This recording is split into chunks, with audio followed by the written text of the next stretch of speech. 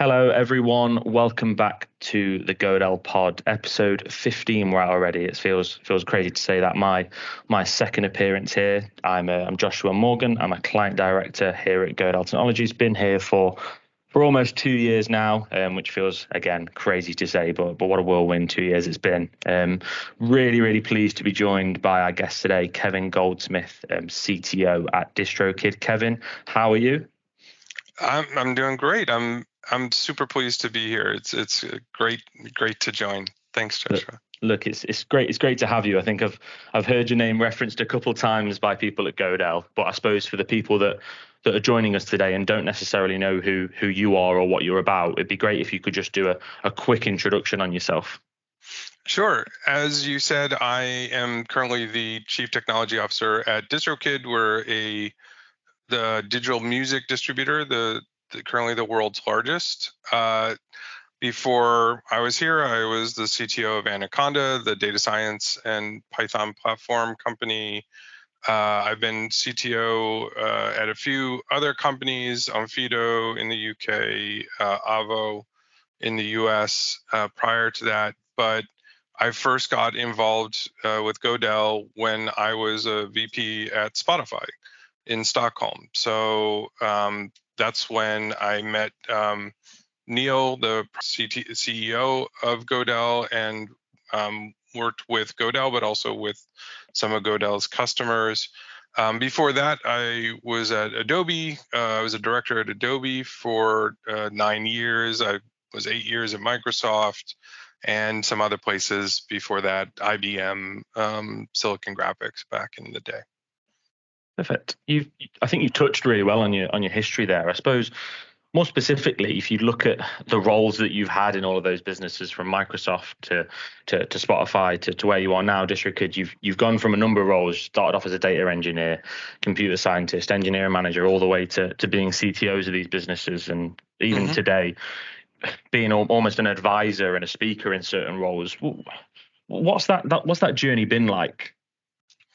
It seems like it's a fairly momentous journey until you realize it's the journey of over 30 years now. So I started as a software developer. I was working on teams, building stuff. I started doing graphic stuff, and that's how I ended up originally at Microsoft Research. Was part of the graphics group there, and was just building things. Kind of found over the years, sort of found a passion for the management side of technology. I wasn't particularly good at it at the beginning. I kind of switched back and forth between being a developer and being a manager. It was really at Adobe where I really sort of figured it out and really found my passion around not just being a member of team or being like a software architect, but actually kind of working on the people side and growing as a people leader. And that's really where I started my path. And then once I was on that path, I got to that point where I was leading a large team at Adobe. Spotify called. I have a passion for music. I've worked a lot in streaming media, so it was sort of a very natural step. And from there on, it was after growing at Spotify, a team from like 50 to about 175. Okay, now I was a very credible CTO type person, and then have been just kind of on that journey since, and just developing my skills and growing there since then. It's really interesting, and you touch on that point about getting to a position where you're almost respected as a leader in the technical space. Do you think maybe being a smaller part of those bigger businesses, like you said, at the Microsofts, the Adobes, where you were potentially a smaller role in comparison to CTOs of a business, do you think that helped in regards to your knowledge and learning about being a technology leader? Absolutely. I think having a diversity of backgrounds, having a diversity of environments teaches you, gives you the experience to understand what works and what doesn't in different contexts. And I think having been part of a large company, seeing how very large, when I joined Microsoft, it was maybe 18,000 people. When I left Microsoft, and I took a couple-year break in there to do some startups, and then came back to Microsoft. But so I was at Microsoft 8 years, but it was really over a span of really 10 years. Um, when I left in 2004 for the last time, it was 120,000 people, something like Wow, that, yeah. right? So seeing like how that size, or when my first job was at IBM, right? Seeing how a large company operates, um, was informative, and it was informative enough for me to know I probably didn't want to work. That wasn't the right necessarily environment for me. But seeing these different size companies, like I left Microsoft, went to a super early stage startup with like 30 people, and Mhm. then did an even earlier stage, like seed stage startup with like 3 people, the three of us, co-founded it. So having sort of done all these different sizes, you get to see sort of what works at different scales, and you pick up a lot of things. Like Microsoft did and probably still does some really smart things in certain areas. Adobe does some smart things in certain areas. I've picked up little things I've learned from each of these companies, and obviously Spotify, certainly when I was there, um, was doing just incredible things. One of the reasons why I went to that company, just really innovative things around team organization and things like that. So each of these roles, I've learned something that's informed kind of how I operate today. Mhm. Brilliant. And we'll touch on the Spotify side of things probably Mm. later on in the podcast. 'Cause I think there's a couple of questions I'm really keen to understand about sort of ways of working around that and almost being a bit of a pioneer about some of the models there. But I think one of the roles you actually haven't mentioned is you actually did spend a little bit of time here at Godel, sort of 3 years as an advisor, almost Yeah. during a period for us which we saw substantial growth, extreme growth across sort of allocations in Eastern Europe. Talk a little bit about, great if you could talk a little bit about your time sort of here as an advisor. Yeah. Originally, I think Neil reached out to me for a couple of reasons. One was Godel was going through a period of extreme growth, and he was trying to think about how to handle that, how to organize a company, how he was scaling the company. Separately, there were a lot of Godel clients that were extremely interested in the Spotify organizational model, and so I don't remember if he knowing Neil, he probably just reached out directly. Yeah, he probably just reached out directly to me. Sounds like Um, Neil. yeah, sounds like Neil. I'm pretty sure you did. And just started asking me questions, and that led to Godel clients coming to visit Stockholm, and spending a day with them, showing them around Spotify, talking to them about that, just as a way of, we were very proud at Spotify of what we'd done and how we were doing and how we were operating, and just lots of conversations with Neil about kind of how to help Godel grow in a healthy way. It was to me, so now I do have I do consult, I do have an advisory business on the side, and it was really actually, I think my experience with Godel is what sort of kick-started that for me. Just really enjoying kind of, oh, okay, I've amassed knowledge over the Mm. years, and it's really great to be able to share it and to help. And that's something that I've done since, but it really started with me working with Godel. Hmm. And where you're at today, DistroKid, Mm. CTO, still in the music industry. Touch a Yep. little bit on DistroKid. What's the focus for the business? What sort of things are you facing into? We're in April 2023. What's the situation with DistroKid at the moment? So DistroKid today is doing exceptionally well. It's one of these things that I saw sort of from the I've worked at Spotify. One of the things I was responsible for was ingestion of music. So working with the major labels, working with independent distributors like DistroKid, and DistroKid started while I was at Spotify, and I remember us onboarding them into Spotify. And I on the side, I played in bands and ran a record label for many years, and I was working with one of DistroKid's competitors. Hmm. So I kind of understood the space and have done that for a long time. But joining DistroKid was been amazing. One, because it had a business model very different and unique in that it encourages you to actually release music Mm. just by the model. And that's one of the things that has led to DistroKid growing so quickly. And then it's just incredibly artist focused.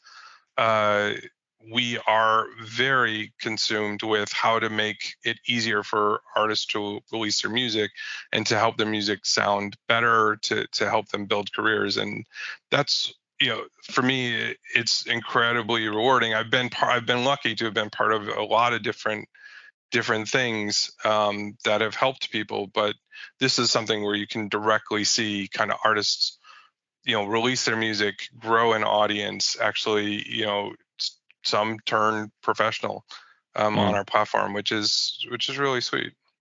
You touched on running a record label. How was that? How was that as an experience? That was a fun experience. So that's something I started in the early 90s, before there was streaming music. So it was me as a musician with, playing in bands, friends with other bands. I had a good job at Microsoft. I had some money I could spend. I thought, this would be one way for me to not only put out my own music, but to put out music of people I liked. So it was a very traditional. I put out cassettes and CDs and vinyl records and got traditional distribution globally. I have a penchant for maybe not the most commercial music. I had a naivete that I was going to, at least be able to do okay, maybe even someday do that as a full-time job. Never made that kind of money, but did okay. Had a few artists do quite well. But one of the interesting things that was part of that was I still run that label. Now it is 100% digital. I don't generally put out a lot of new stuff, but I still sell the old stuff. But I got to live through the conversion of the very, very early streaming. Some of the early piracy had problems with that, kind of how the entire music industry has changed. I've gotten to see sort of on the vantage point of an independent label. Early, I remember paying hundreds of dollars to be on a platform called Liquid Audio, one of the earliest streaming platforms, and you had to pay a lot of money just to get the software so you could be allowed to sell your music through their platform with them taking a huge percentage cut of it. Just the way things have changed is pretty outstanding. So it's been kind of interesting to see it both on the kind of Spotify or DistroKid, and I worked on, was at Microsoft. One of the teams I worked on was Microsoft streaming audio teams. Getting to see it from sort of that side, but then also getting to see it from the artist side and from the label side. I was going to say it's almost like there's a full loop there from the journey at the start of the record label to now where you are as part of a business that is actively supporting artists to get on these streaming platforms and have a bit of a career for themselves. Really interesting to hear. Yeah.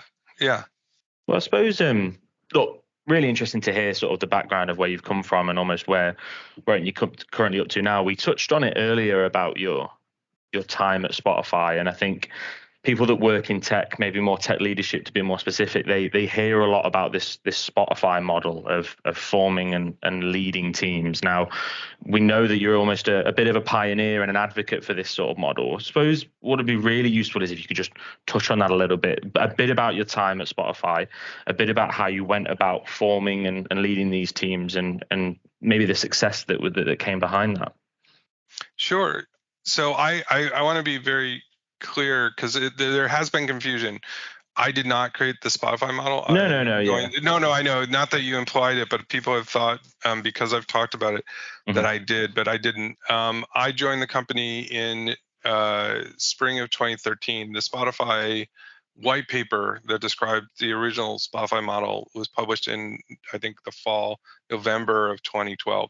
So I joined the company partially because they sent me that white paper and I was so impressed. I was there through the first several years of scaling it and the adjustments we made and kind of living in it, which was incredible. So me sort of at the time at Adobe, I was working on the problem of, I was running a large organization of several teams. The teams had to coordinate. We were building sort of a family of products that all had different technologies that interlocked. And so we were having a very traditional software engineering problem of, there's a team building the core library, and there's a mobile team, and there's a desktop team, and they're all trying to, and a server team, and they're all trying to coordinate to release a feature in the product sort of simultaneously, which means that you end up with this sort of waterfall Gantt style kind of timeline where you're trying to, if this team's late, it screws up this release and all that kind of stuff. So I was trying to figure out that. I knew that didn't work, right? It wasn't working well. It was taking us too long to do something. So I was trying to figure out, well, how do we kind of decouple these teams so there isn't such a strict kind of dependency between them, make them, I didn't think of it in this terms at that time, but make them more autonomous. How do we kind of break up these dependencies? And I came up with some very simple ideas around this. It worked better, wasn't working great. I started talking to Spotify. Spotify sent me this white paper, and that was what a true innovation. They'd realized that they had the same realization. They were doing it on an even bigger scale at that time, and they'd figured out their team was about 6 times bigger than mine when I joined, and they'd figured out really how to do it in a truly kind of innovative way. So once I read that, I remember telling my wife, like I have to go there. Like I have to live there. I have to see how this works. This was something I've been thinking about, and they'd already kind of made two or three orders of magnitude improvements over what I'd done. So, and that was the case. Like that Spotify model is built around this idea of autonomous teams, cross-functional teams, which, especially when they did it, was unusual. It was not the way companies would organize. It's not that they invented that either. They're very proud to say, no, we stole ideas from lots of places, but really that was unusual at the time. So they were building teams that would have not only developers, but have developers and testers, front-end developers, back-end developers, mobile developers, all on the same team. So when they built something, they would build it everywhere all at once, right? They would build the whole thing, soup to nuts, and just deliver it. And they also worked on how to up delivery cadence. Back then, it was hard to release your iOS app more than Apple wouldn't really allow you to release it too often because they had to do this heavyweight review. So they were discouraging developers from submitting apps too often. So Spotify had even figured out ways to get around that so it could release their applications more frequently. So it was also just an incredibly agile. I've been a agile software person since 2000, since really the Extreme Programming book came out, and that's the only way it worked. And I kind of struggled with it at larger companies. I'd done it at Microsoft. I kind of allowed that. I convinced them to allow me to do it at Microsoft, which was very antithetical to the way Microsoft worked. Adobe did it better, but again, it was kind of big company agile. Spotify really was agile from its heart, and so that was another important piece of it. So Spotify organized around these kind of small independent teams working at their own, each of them working at about as fast as they possibly could go, and then had structures around them that supported them so that they could continue to scale it across a wide variety of areas. But it's also a structure that let you scale very well because you weren't having to have, as you added a new team, it didn't have to figure out how to coordinate with 80 other teams. It just could do what it needed to do. And so that was sort of the innovation of that Spotify model. Now, as Spotify has continued to grow, I also want to be clear, like, as Spotify has continued to grow, they've continued to modify it. So I left Spotify about 7 years ago, and it's several factors of magnitude larger as a company, and that's continued to change. And so there's things that I know that they don't do anymore because it doesn't work at that level of scale. But I can tell you that model scaled incredibly well. There was about 300 developers when I joined, about 800 when I left. and we added one new kind of innovation onto that, which was we got to the point where we couldn't scale horizontally anymore, and we added another level. But that was about it. And that model, I think, lasted, to another order of magnitude even after I left. The funny thing is, like when I would talk to folks at Godel or talk to Godel customers, I would tell them, don't a lot of them were very interested in copying the Spotify model, and some of Godel customers had already started to do that. And I said, don't absolutely do not copy the Spotify model. Not that it didn't work, but that it worked for Spotify. It wouldn't necessarily work for other companies, because Spotify had also a very unique culture, a very Swedish culture that was very team focused. It was very supportive of autonomy. Most companies don't have that. Idea of autonomy is very interesting, but they don't actually know how to do that. And so I was very vocal about telling people, these are the cool ideas that we do. Don't do you can steal these ideas, like we stole ideas from other places, but do them in your way. Don't try and copy them in our way. And lots of companies, actually a lot in the UK for some reason, had read this and were trying to copy it and were struggling because it didn't really match with their company culture. What I'll say is, sort of since those days, there are now lots of companies in the UK and elsewhere that have kind of copied that Spotify model. More cargo cultivated. ING is probably the biggest one, but then they put their own twists on it and did their own thing. So they kind of did effectively figure out, a lot of companies did effectively figure out how to steal some of those ideas and then kind of put them into the context that worked for their company. So, I went from just telling people, please, please, please don't, to, seeing just more and more examples of companies utilizing those ideas and putting their own twists on them and figuring out how to make them work. So now I'm a little bit less, I'm a little more, be aware what you're doing and be careful about what you're doing. But I've now seen it work in some companies actually quite effectively. I think it's really interesting, and you touch on the point of it not working everywhere. It's very much a case of a business has got to take a model that can be successful somewhere and adapt that to its own circumstances. Oh, yeah. And that isn't necessarily just at a lower level in terms of how they sort of structure their teams. It actually goes all the way to the top. It goes from a management all the way down. So yeah, I suppose from your perspective, you're more saying it's more of a learn and adapt a model rather than take what someone's got and just include it in this business and everything will be rosy. We love probably in every industry, but the industry I know is the software industry. We love trying to, like, oh, this worked for, this technology worked here, we should use this technology, or this model worked here, we should use this model. We really like doing that, and that generally doesn't work, right? You can use something that you can do something that Google does, and it works great for Google and doesn't work for you at all, because Google has Google problems and you have problems. I don't have Google problems, I have DistroKid problems.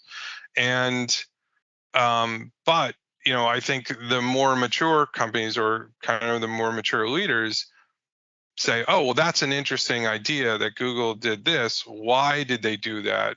How did they get to this thing? Is there parts of this that make sense for us, make sense for our company? Oh, let's steal that part of this. This is sort of an interesting way of doing that. Let's integrate that idea. Or let's take the spirit of this and figure out how we can do something in that spirit that makes sense for us. Every company has its own unique culture. There's the things that people at the company believe. There's the things that people at the company do. And you have to honor that, because if you try and do something without really kind of thinking through, well, what's this going to work like for us? It almost never works because you're just live in such a different context.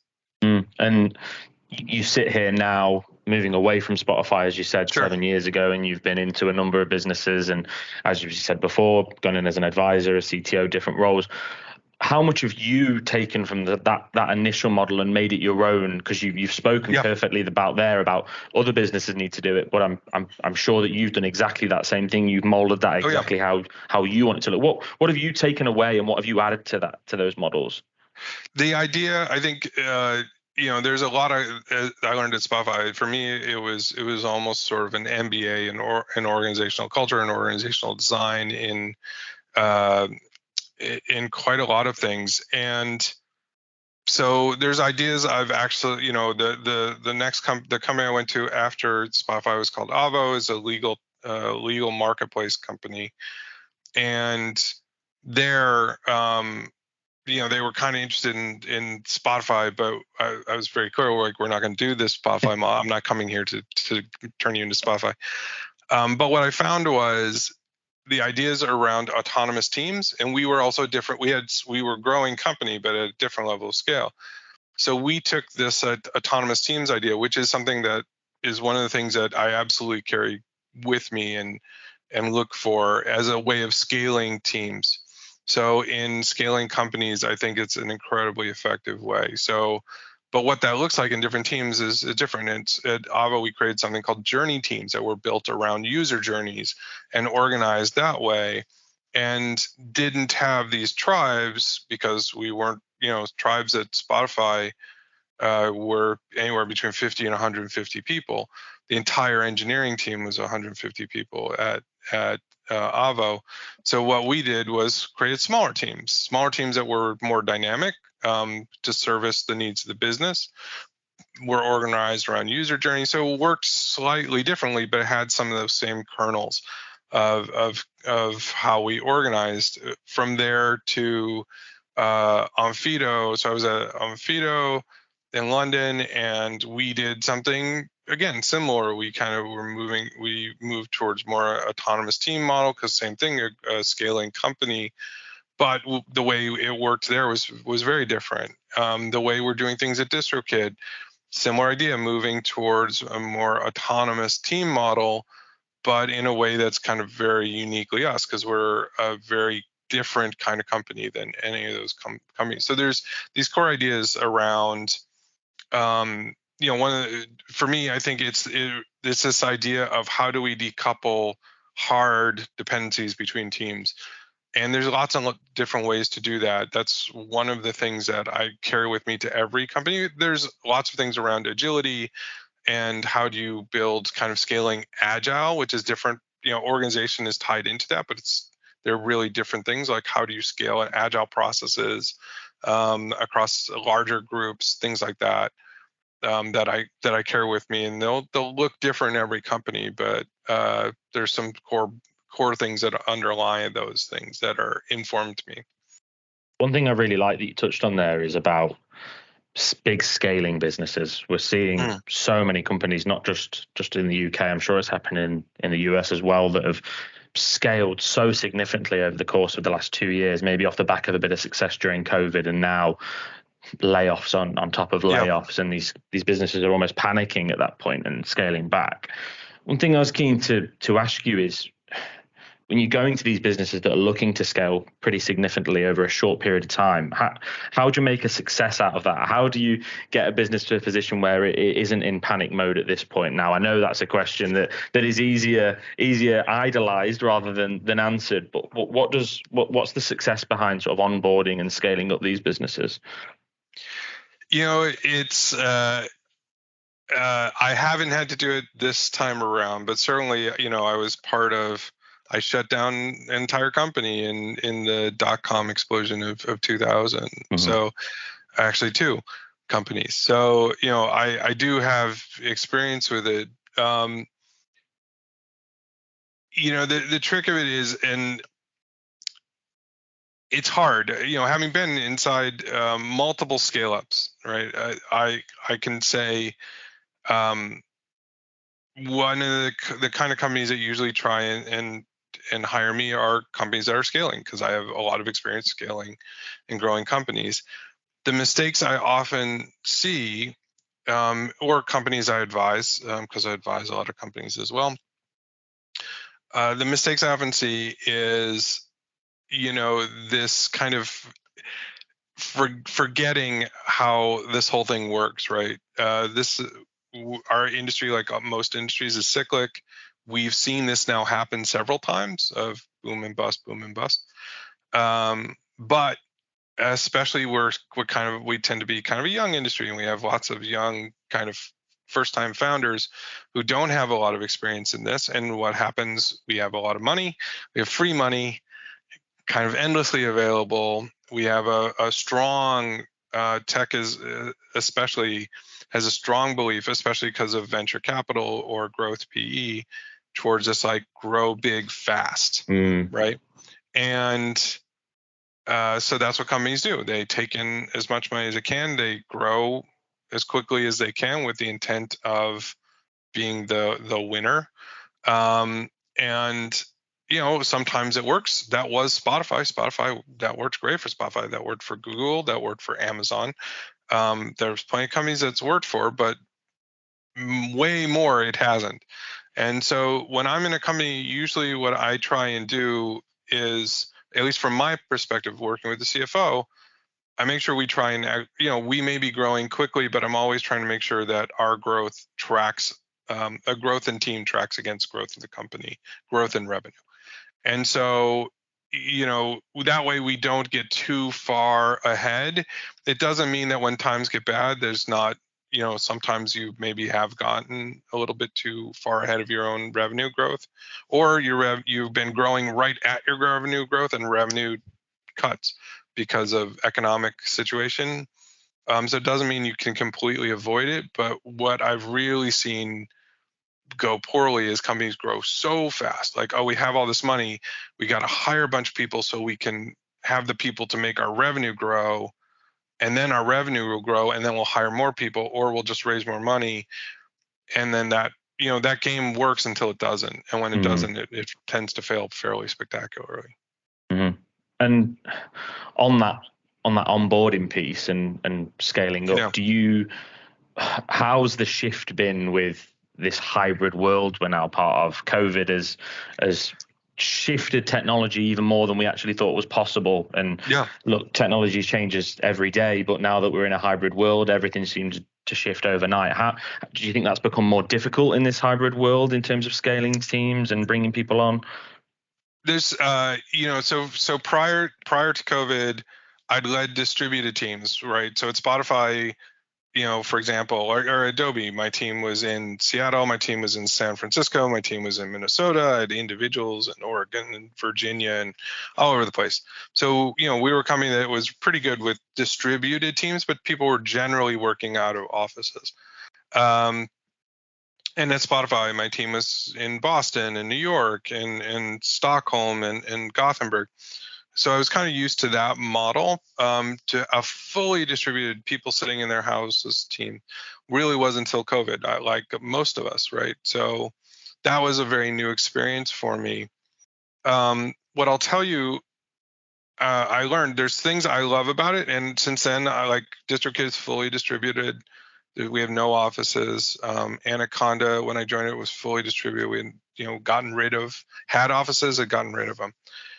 The thing I really appreciate about this is I hire people everywhere, wherever they can. There is such an amazing amount of talent. I've been lucky because I've managed people in Israel and Portugal and all over the place. I know there's talent all over the globe, very good developers. And I love being able to hire folks wherever they are, right? So, my CEO is in San Francisco. The COO at DistroKid is in Portland. Where we are all over the place. If I had to, I had to turn down jobs when I left Spotify because I wasn't in the right location or wasn't willing to move, right? So I love for me that I can personally do this, but I also like that when I'm looking for talent, I can find it wherever it is, and there's great talent everywhere.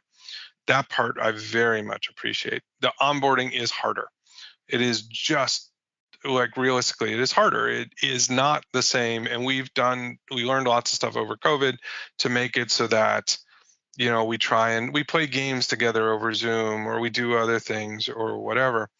It is different, and we just have to acknowledge it's different. You're not going to have the same kind of cohesive teams. You have to work a little bit harder to make teams.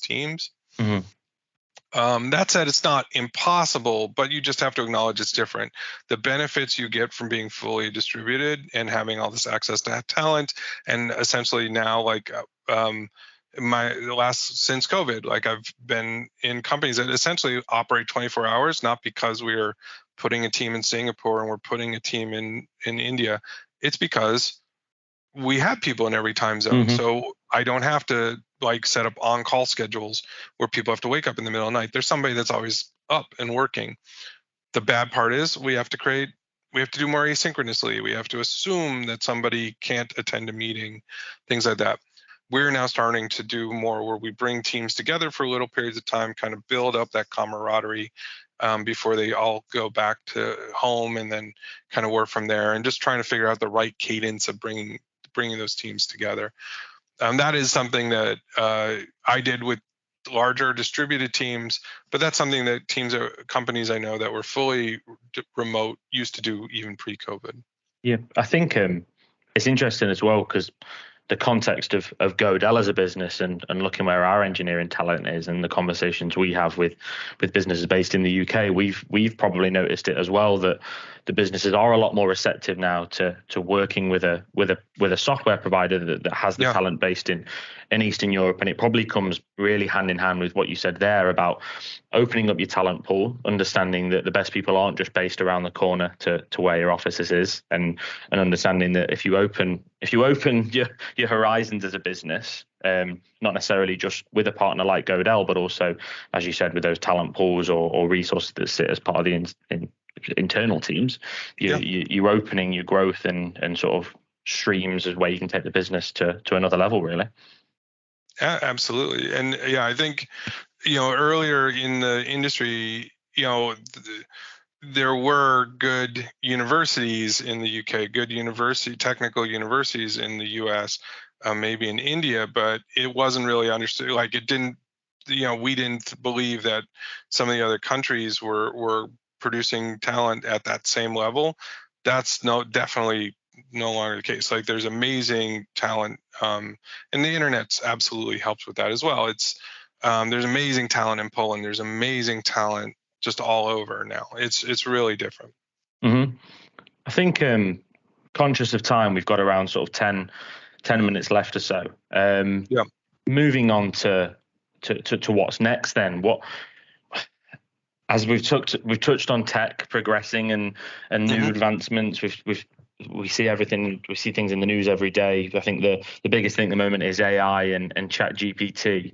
I think I was keen to pick your brains on that, given the industry that you're based in. I was reading an article the other day about Spotify's new AI model, which provides you with music that you want to listen to every day, and if you tell it that you're not interested in this, then it'll provide you with something different, or it'll change mood swings. I was interested to see a DistroKid looking into anything with ChatGPT. Is it something that you're actually sort of looking into? What's on the radar in terms of that? So I've also been lucky to be part of the industry as kind of machine learning and AI have kind of grown and become more accessible.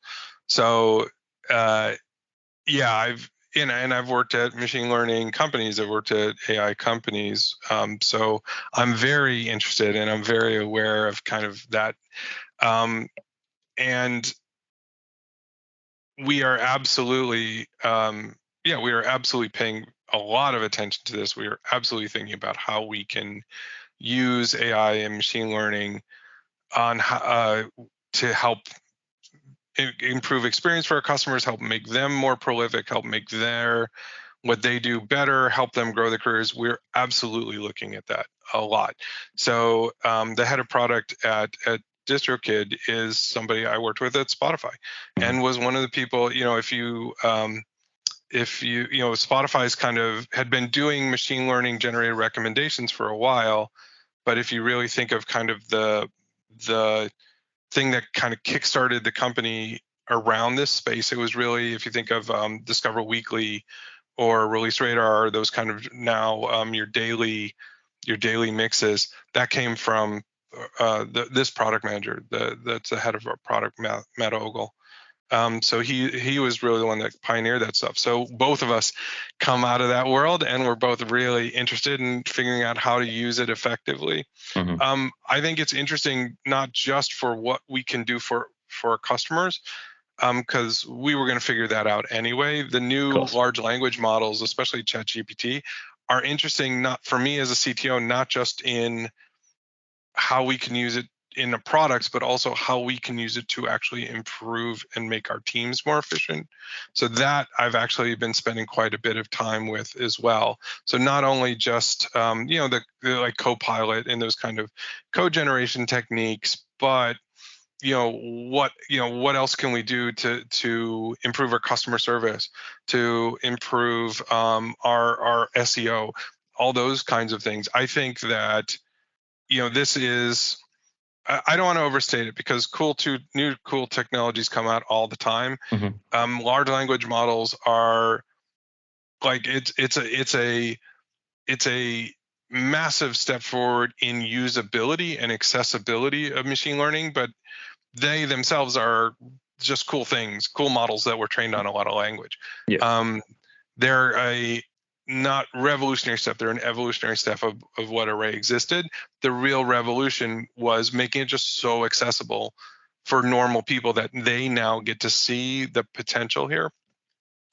But that said, like, yeah, the difference between what I would have had to have done to do something to help the customer service team, for example, kind of understand the different conversations or surface kind of patterns in customer service chats. Oh, it's so much easier now, right? With the other side of it of we have to be very, very careful. OpenAI will use that data for training unless we do some stuff. So it shows a lot more possibility, but it's definitely going to change how we do our business. We're just figuring out the right ways to use it right now. Yeah, and on that, are you concerned about any areas of this? The reason I ask is I saw a really interesting video the other day of, and it's very, very specific, of someone had managed with an AI model to create a song that was, I believe it was a Justin Bieber song that they then managed to use an AI model, and they changed the voice to The Weeknd within the space of about 5 minutes. Now, look, that's harmless. It's a bit of fun, but do you think little things like that is just showing a bit of a sign of where it could go in terms of a concern? Is there concerns within the business where there's a bit of risk around this? There's all, so any business that allows people to make money has a fraud problem, right? Streaming has a fraud problem.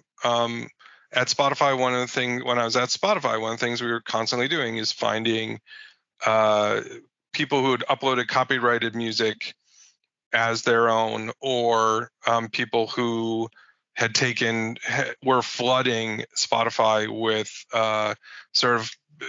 with music whose copyright expired, and trying to get clicks, essentially like you do on Google, where you'll try and do click traps and to make money.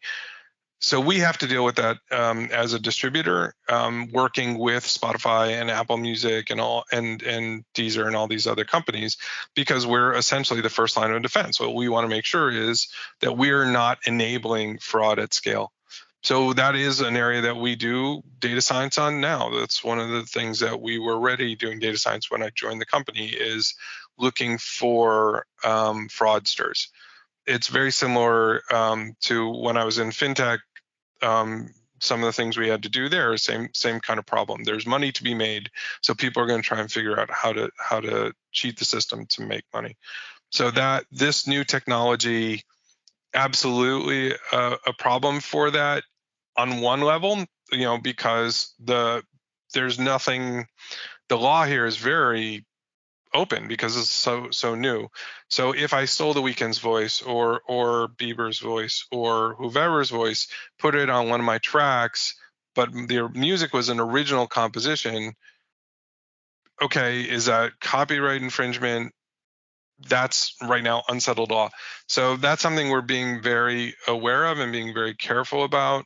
To your point, a lot of it today is more in the doing fun stuff and making viral videos. But it's realistically, that's not going to last.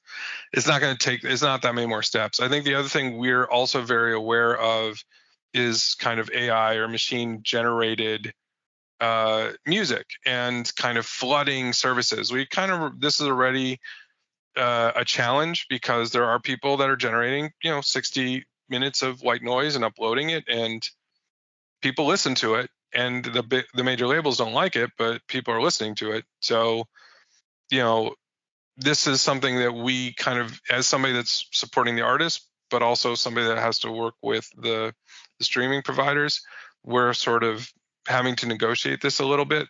As machine learning gets more involved in music making, that'll just continue to be a thing. So that's certainly something we think a lot about, but I can't say definitively kind of what we're doing around that, but we are doing things around it.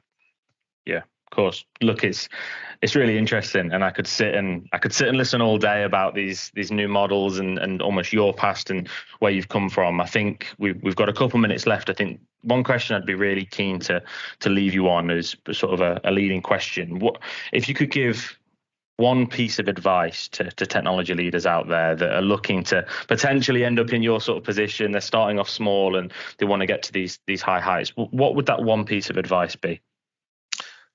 Be interested, be curious. Try and learn as much as you can from as many places as you can, but then take the time to kind of synthesize it into what it means to you, or what pieces of it resonate with you. And always challenge yourself. I think the one thing that sort of me earlier career to me later career is me figuring that out, and talking to lots more companies, trying to understand why they do what they do, trying to figure out what I thought about it, and really kind of parse it and understand it for myself. That really is the difference of kind of what let me be a really effective kind of architect and maybe small team manager to being able to run larger organizations. Really interesting, Kevin. It's been great to chat to you today. Thanks for joining us on the Godel pod. I'll leave you with one thing. If you've got anything interesting you want to shout about now, anything interesting going on in your life, or anything you want to give a shout out to, now is the perfect time to do so. As you mentioned earlier, I since joined DistroKid, and I've been a little bit quieter, but I do because I've been busy. But I do speak at conferences. I do write.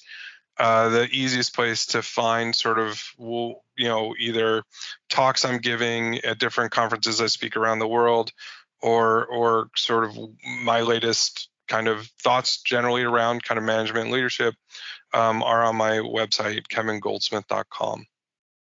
Perfect. Thanks for joining us, Kevin, and thanks everyone for listening. Keep your eyes out for the next episode of the Godel pod. Thank you.